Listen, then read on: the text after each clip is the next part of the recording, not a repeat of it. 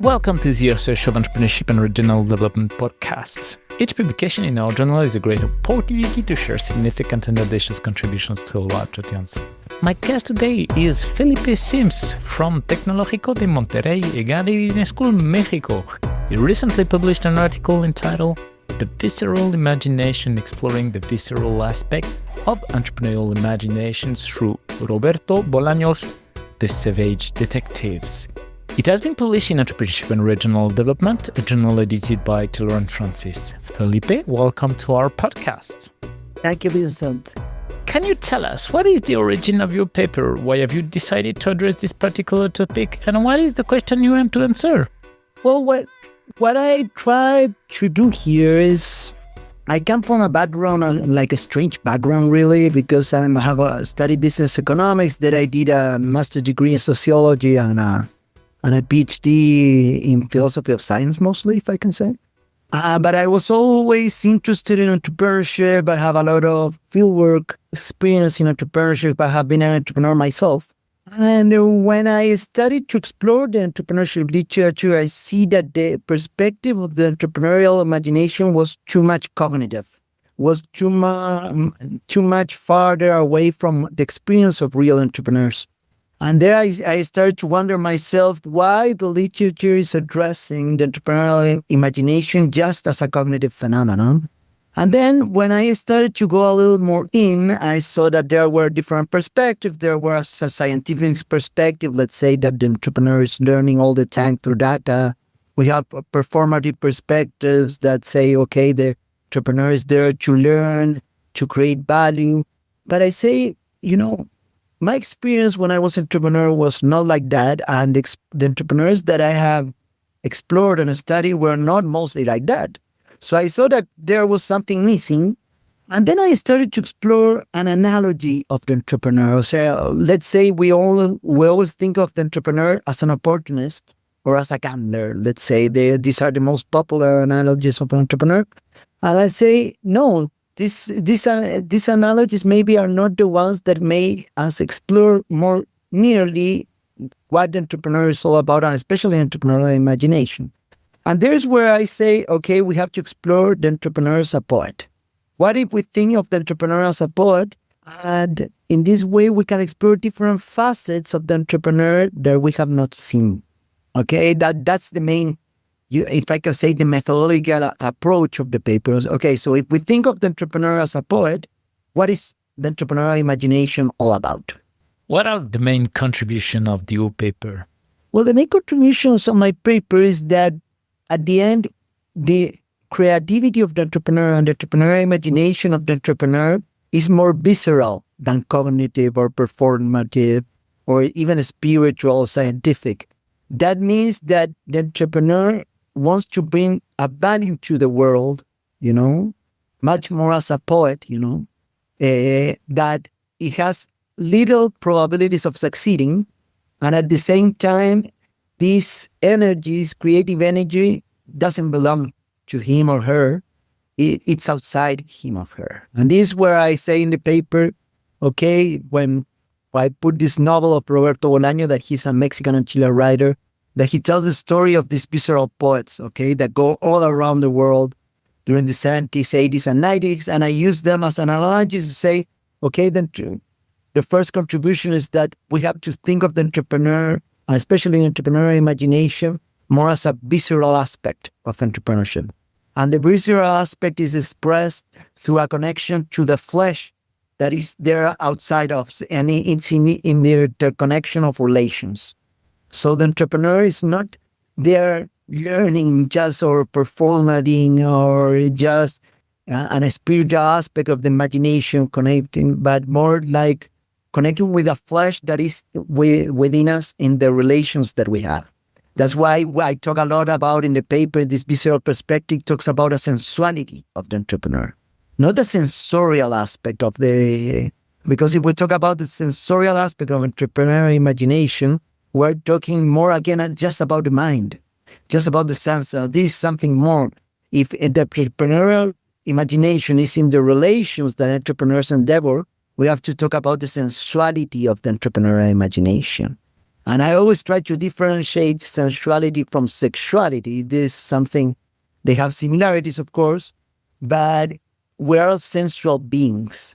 So, and I think this first contribution is really important because now we're saying, okay, the machines are better than us analytically, okay? They are able of signifying analytical patterns even better than us.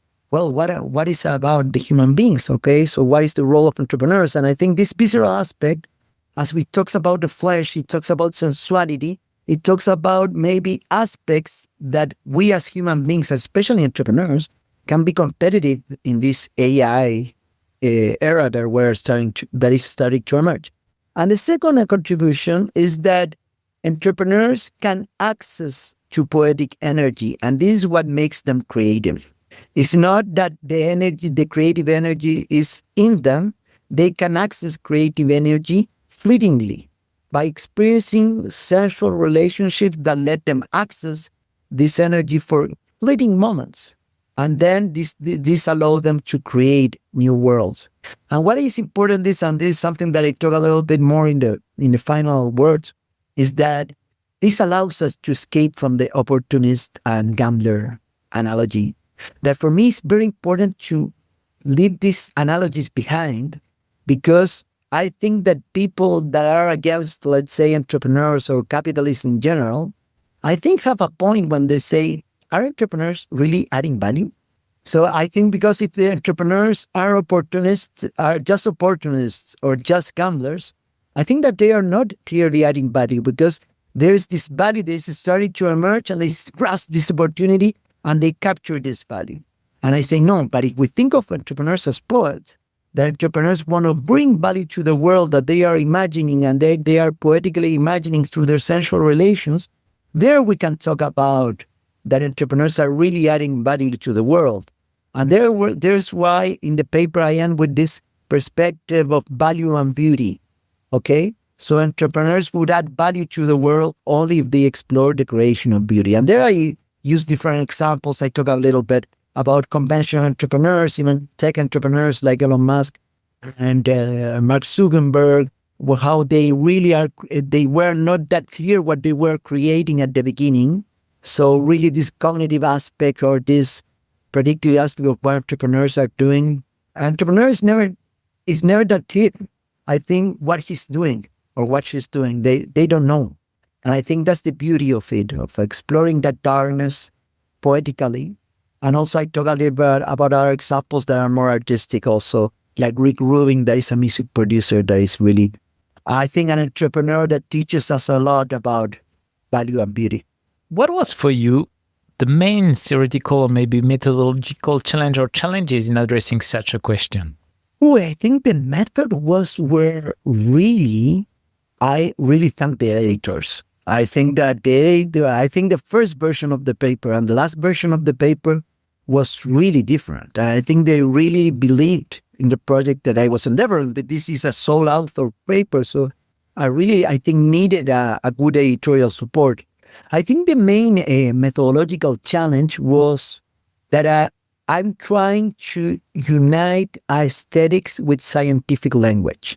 This is a long discussion, okay? Science is a method that is focused on the search of objective truth, okay? And the idea to be comparable, from different contexts. On the contrary, aesthetics is based on the subjective experience. And that's why usually the search of beauty is subjective. That's why we always say that beauty is subjective and science would be objective. And what I realized in the process of the project is that when I use a novel, that is Roberto Bolaño's novel that tells the history of visceral poets to explore this analogy of the entrepreneur as a poet, what I realized there is that a novel is aesthetic data. And this something has been like timidly approached in previous papers. There's a paper of Taylor and Hansen, 2005, that is a beautiful paper that explore, okay, there is aesthetic data and there is like more scientific data. Aesthetic data is where subjectiveness is so important and feelings are so important that we cannot explore it just scientific, because you are keeping the feeling and the aesthetic aspect of that data out. So I needed to create to integrate. Therefore, was I'm using a novel that is aesthetic data. When you read a novel or when you see a movie, you are feeling a lot. It's like when you are exploring, when you're part of the story, you're feeling. So I cannot put that out. So I needed to keep the aesthetic arc of the novel, how the author is telling the story to make the reader of the paper feel, okay, the visceral aspect of the imagination of these poets, and then at the same time use an analytical table to explore the novel. So as you see, I use on the one hand, I keep the aesthetic aspect of the novel, how the author is making us feel through that story. And on the other hand, I try to use a more analytical frame to analyze it. And I put in the final words that I think we need to explore more these experiments. And I think I insist, this is not something maybe that is core in the paper, but the idea of what is now differentiating entrepreneurs and human beings in general from machines is the aesthetic, it's the subjective, okay? So I think we need to explore more, especially with entrepreneurs. Entrepreneurs work with things that don't exist yet. And they are exploring this process of us, along space and time in different ways, I think, that employees for sure. So I think this analogy of the entrepreneurs and artists really like opens a lot of things that I think it has been explored a little bit lately, but I think we need to explore it more in order to see what is really an entrepreneur in this emerging, complex, dystopic world. During your research journey, what was your biggest surprise or maybe the most counterintuitive result? Well, I think was first one thing that the editors pushed me is that the visceral is different than the embodied. Like there's a perspective of the entrepreneurial imagination that is embodied, and the editors told me, hey, you have something here. You have to challenge this embodied aspect because it's too simplistic in a way. And they say to me, go bold and say the visceral is different because the visceral is about connecting with the external force of the creative universe. In a way, the universe is already creative. So what I'm saying is that, and I talk about the flesh, this comes from phenomenology of Merleau-Ponty, that he says, okay, the universe is like a flesh, okay, something that is incarnated. And I think that for me it was a big surprise, when the editors told me, hey, go bold here. Go bold and challenge the embodied perspective of the entrepreneurial imagination, because we think that the visceral perspective can show a completely new lens, new theoretical lens that you're opening here. So I'm really thankful for that. And I think the second one was be more, I don't like the word rigorous, but to explore more rigorously the analogy of the entrepreneur as a poet. I think at the beginning, in the first versions of the paper, the editors told me, hey, are you talking about poetry or are you talking about entrepreneurship? And I think it was super good. I would try to explore it more rigorously to try to see which aspects of poetry are useful for exploring the entrepreneurship phenomenon. That I think are huge, are plenty, but I think before I explored the paper, I think it wasn't that clear what I was talking about. I think at the end it was clear that for me it was more about the idea of generating value, as I said, more genuinely. I think the idea of the opportunist and the gambler makes a lot of bad reputation to entrepreneurship in general. And I think, as I insist, they have a point. If the entrepreneur is just an opportunist, they are taking value that don't belong to them, that they are not bringing to the world. And I think there we have a lot to learn to artists, because I love a sentence of Paul Green that I put in the paper that is, it's not that the artists are against market, not at all. But for the artist, the audience comes last. And when I heard that and I read that from Rick Ruin, for me was incredible, because I think we teach entrepreneurs to listen to the market first. And I think this is a huge problem in the generation of value, because if an entrepreneur has to hear himself first, search the beauty himself first. Let's say when a painter or when a musician is trying to create his his music, he's not listening to the market first. He's listening to his feelings first. And then he goes to the market when the work is done. And as Rick Rubin says, well, then that does not depend on you. That something is successful in the market. Most of the time for artists does not depend on them. It depends on the moment. It depends on energies. And I think for entrepreneurs is as well. It's not that different. They're creating something, and it doesn't matter. Sometimes the product is perfect. Sometimes the moment wasn't right. What are the main implications of your work for entrepreneurs, managers, practitioners, researchers, policymakers, practitioners in general? Well, first, this is something also the editor pushed me a lot to use analogies in the two contributions. Okay, sorry, no analogies, examples. Put examples of which let's say, which entrepreneurs are talking about this, are illustrating your point in a way. For example, in the first contribution, that is the visceral perspective on entrepreneurial imagination, I talk a little bit about more conventional entrepreneurs. For example, I talk about Elon Musk. Elon Musk talks about, he has a sentence that I like a lot that he says that business professors that don't know a thing about entrepreneurship.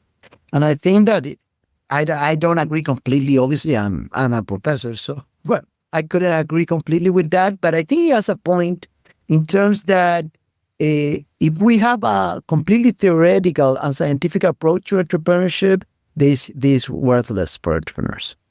I think that is his point. He's trying to be a little bit more polemic, but I think this is what he's talking about. And then also Jeff Bezos described also a visceral pull towards the entrepreneurial imagination, because he says he abandons unstable employment to something that he didn't know how successful he was going to be. Like at first he wanted to sell books, And then I also talk a little bit about Steve Jobs when he said a sentence that I love. He says that points can be connected backwards, not forward. And this idea is super deep, because you only can make sense of what you already done. So every time you're acting and creating something, you don't know what you're doing. And I think that's why I think this idea of sense making, I don't know if I like it that much, because what really the entrepreneur is not sense making. He's feeling something, he's feeling a value. And I put these examples, to say, hey, you entrepreneurs, here you have examples that you can use and say, hey, you can be visceral too, And also, and in the second contribution that is more focused on this access to poetic energy, to develop a better entrepreneurial imagination, I use there more to illustrate this. I use the examples, for example, as Rick Rubin, as I told you, and also I use the example of other entrepreneurs that are more focused on sustainability. Let's say I talk about a Patagonia founder and also a Mexican clothing giant that is Carla Fernandez, that they talk about trying to bring value to a world that does not exist yet. Let's say Carla Fernandez talk a lot about creating the designs of clothing that are focused on integrating indigenous designs, Mexican indigenous designs, that she co-create this with indigenous communities, but sell this in Paris. And I say they show this visceral connection, okay, and to creating this poetic energy by relating with people that are completely different like them. Let's say Carla Fernandez is a Mexican modern woman, but she relates with indigenous communities that are completely different from them. And by essentially relating with this context, she's capable of creating something new. So she's not looking for creativity within her, she's searching creativity outside of her. And I think this is something that with this example, I try to say, okay, these are implications to practitioners, but not only for how you should behave. Like, in a way, I'm saying what I felt when I was writing this is more, I was validating academia in terms of, okay, we entrepreneurs, we understand better the experience of entrepreneurs. This is what I think I was trying to do more, if you tell me, more than implications. Say, we academics, we understand your experience. There's so many times, Vincent, I have heard entrepreneurs, you academics don't know a thing about the experience of entrepreneurship. And I think with this article, I try to say, okay, we academics, we can connect with you. We can connect with experience. We can offer you theories and methods that rely more with your experience that is far away from scientific, far away from performative, far away from cognitive. You're trying to bring a body to your world that you sense, that you explore through your relations, and that you're open to failure, but that you want to risk everything to bring this body to your world. Thanks a lot, Felipe, for presenting your paper entitled The Visceral Imagination, Exploring the Visceral Aspect of the Entrepreneurial Imagination through Roberto Bolaño's The Savage Detectives. All our podcasts are available on entrepreneurship-ed.com and on the main podcast platforms.